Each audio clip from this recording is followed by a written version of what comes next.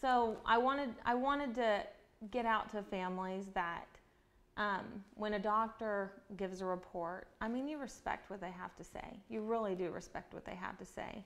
But when it comes to a place where there's no hope and they write that on the paper and they give up, their lead is now going off the parents. If you don't step in for your kid, chances are they're not going to make it because nobody's there to advocate for them. And so my husband and I and Noah, we just decided that we couldn't create this miracle, but we could believe for it. And with the power of God and knowing that His Word says He's a healing God, that's where we had to go and believe. So when Audrey was born, they told me in the beginning that I wasn't getting big enough during pregnancy, that the baby's head was too large, the stomach was too small, that there was only a 2-vessel umbilical cord, and that none of those things looked good to them, that they could go on and terminate the pregnancy without even knowing anything was wrong. We can go on and terminate because we have a feeling this could be bad. They sent me in for an ultrasound, and that's whenever they found cord plexus on the brain, which is mental retardation on each side of the brain. It's like big white cloudy spots. And Noah at that time he was 5, and I just asked the Lord just at that point, no, this can't happen. I didn't know about miracles then. I just knew it just couldn't happen. And I showed up at my parents' house. Bobby was there, Noah was there, my whole family. And I told them that they saw mental retardation on both sides of the brain. And Noah came over and laid hands on my belly, and he said, Jesus, take those yucky pimples off my sister's brain. And I went back into the ultrasound, and they were gone. The cord plexus was gone. So her brain completely functions the way that a brain should function. They've done scans, tests, it's growing at the right rate. She's not speaking yet, and she's not walking and talking and, feeding herself, but the brain is 100% functioning like your brain and my brain. So she understands everything that we say, and the doctors cannot explain that. So fast forwarding to, we had Audrey, and she was born dead. She was limp and blue and white, and I had the weirdest feeling. I looked around the room, and my sister's overjoyed. She's never seen a birth before, so she's like clapping. She thinks that's normal, And then I see my mom, and she's crying, and Bobby just has his hands over his face, and I look at Audrey, and her head's just flopping everywhere because they're trying to get her, to come back. And I see, at the time, I didn't know what NICU was, which is a critical care unit for the, infants. And they run in, and they're working on Audrey. And I'm like a fly on the wall, and the Lord's talking to me, and I'm like, are you kidding me? Like, what's happening here? And all I heard in my spirit, if that makes sense, is, I've got her, trust me.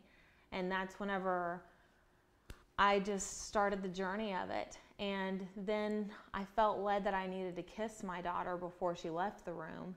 And they already had ran by her. And I was like, Lord, they've already ran by her, and a nurse comes back. And she says, let the mom kiss the baby. So I knew. It was like another trigger that God's like, see, I'm talking to you. This is my voice that you're hearing. I'm talking to you. And they raced Audrey off, and I didn't get to see her for quite a while because I was on an epidural, and I couldn't stand up to my feet.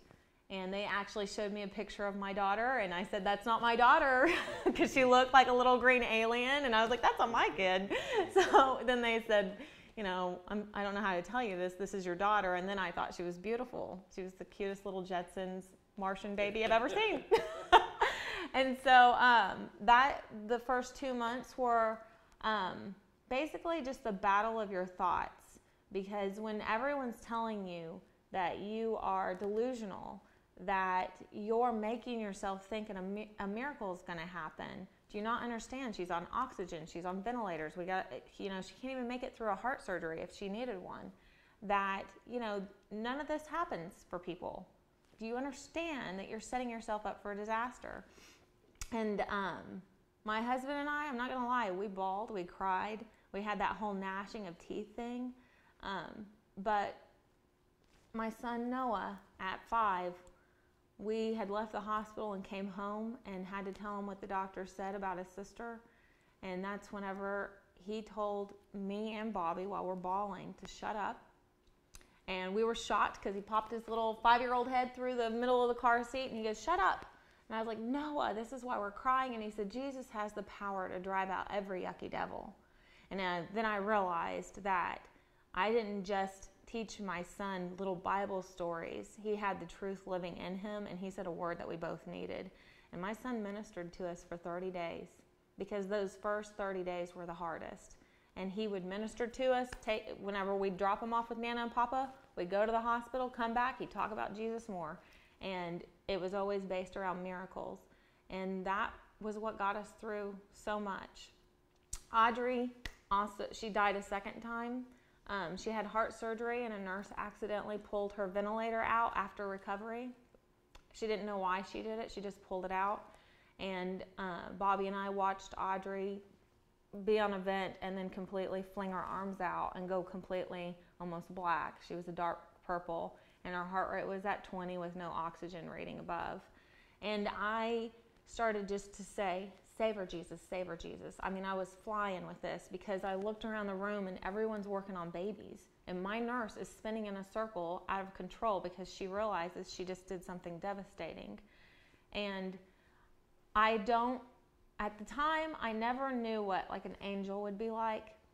And that was whenever I look over to the door and a woman shows up, and it looked like she was like she just dropped. I don't even know how to explain it. Everybody on the floor wore purple scrubs. She's there with blood red scrubs. And she comes over, and I'm holding oxygen to Audrey's face, and she gently moves me aside, and she says, I got her, Mom. And she fixes her, and Audrey's back, and I have this vision of the Lord kissing Audrey and telling her to go be with her parents. I mean, it happens like that, and I saw all this, and the woman's gone. I can't find her anywhere, and Audrey's back.